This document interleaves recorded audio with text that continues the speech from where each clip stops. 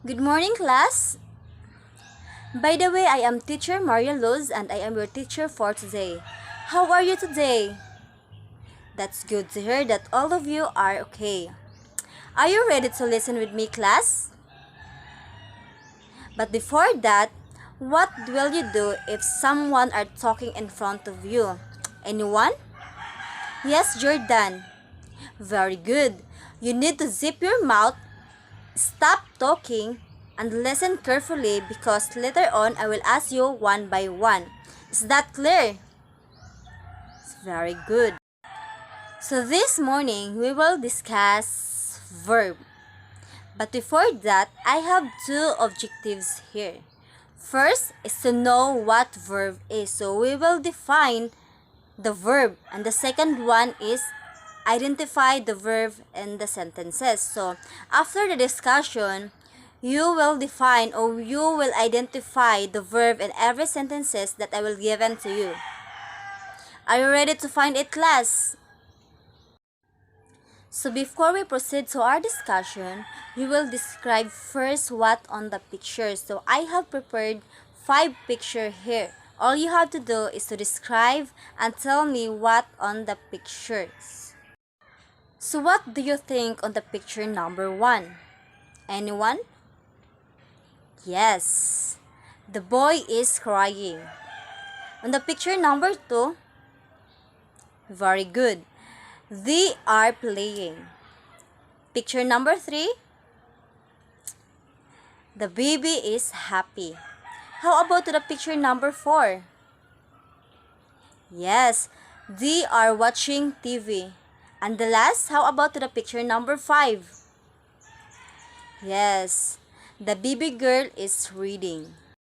And now we will going to play a game. Are you ready, class? So let's all stand. All you have to do is to act out the words I say. The first one who can act first will declare a winner. Is that clear?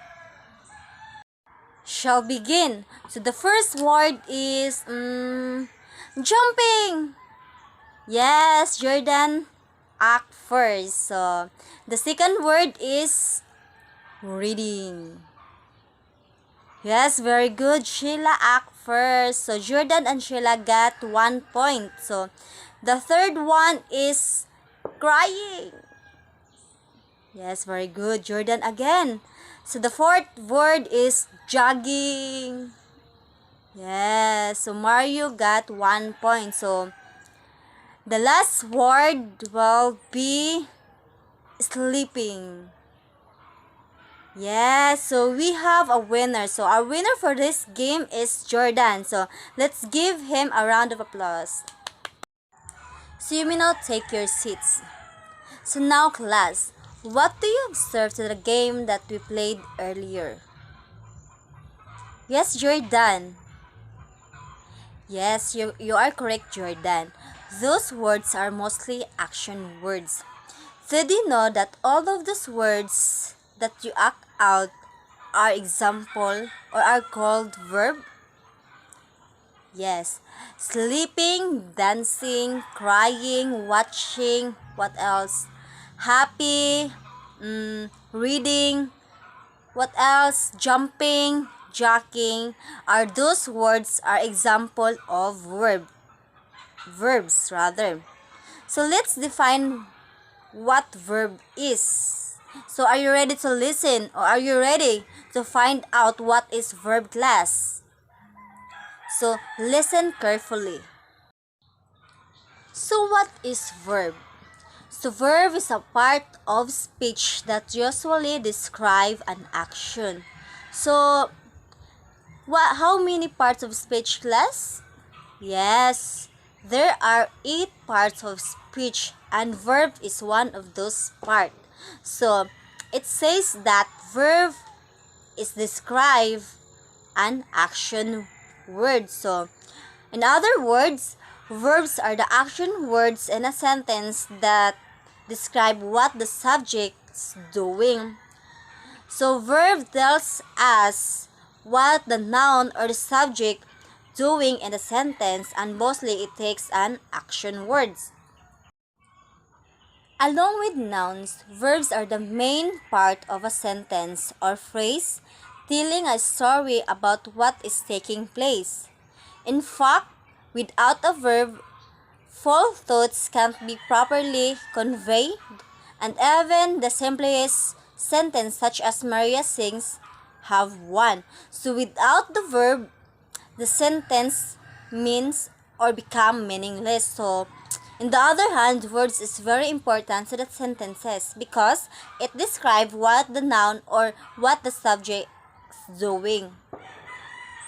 Actually, a verb can be sentenced by itself, such as sing, dance. Sing and dance is an verb. So the word itself can be a sentence, and that is an example of a verb. So another example, Maria sings. So Maria is the subject or noun, and the sing is verb. So the verb in the sentence is sing. So another one, she is playing guitar. So can you give me where is the verb in the sentence? Anyone? Yes, playing is a verb. So she is playing a guitar. So playing, it takes an action. So that's why playing is an example of verb. Then the last, they love Coke. So Coke is an verb. So it describes what the subject is doing. So sing, playing, and cook are examples of verbs. Do you understand this, class? Very good. So this time I will give you another activity. The name of this activity is Action Alphabet Notebook. Each page of your notebook will contain a letters, which is the letters start with your name. All you have to do is to write and make a sentence starting with your name. Are we clear, class? So I will give you an example. Give me a name. Okay, Maria. For example, Maria. So Maria, the first letter is M. So she made cakes. So the verb in the sentence, made. So made start with letter A. So the second letter is A. So the boys acting. So the verb in the sentence rather is acting. So the third letter is R. They love rides. So the verb in the sentence they love rides are rides. So sa letter I is the police investigated the crime. So what is the verb in the sentence? Yes, you're right, Jordan. The verb is investigated. So the last letter is letter A. So Maria apply as manager. So apply is an example of verb. So do you know what to do, class? So very good. So in this activity, you will learn a new vocabulary words. And someday, you can use it in writing a sentences or any paragraphs. So do you understand, class?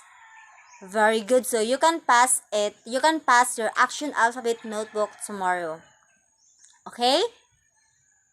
So since you already understand our lessons, I will give you another activity. Kindly get a piece of paper and answer the following questions. All you have to do is to underline the verb in the sentence. So you may start now.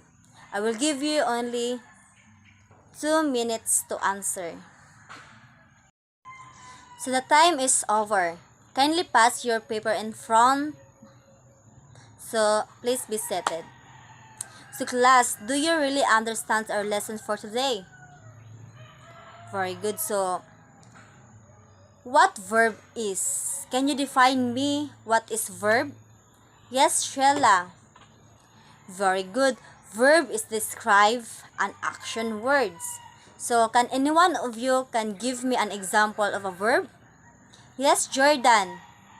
Yes, dancing is an example of verb. O Mario, sleeping. What else? Watching. Anyone? What else? Catching. So, last one. Give me an example of a verb. So, walking. So, those words are example of a verb. So, tomorrow, I will wait or I will be expecting your action alphabet notebook. So, I think that's all for today. Goodbye, class!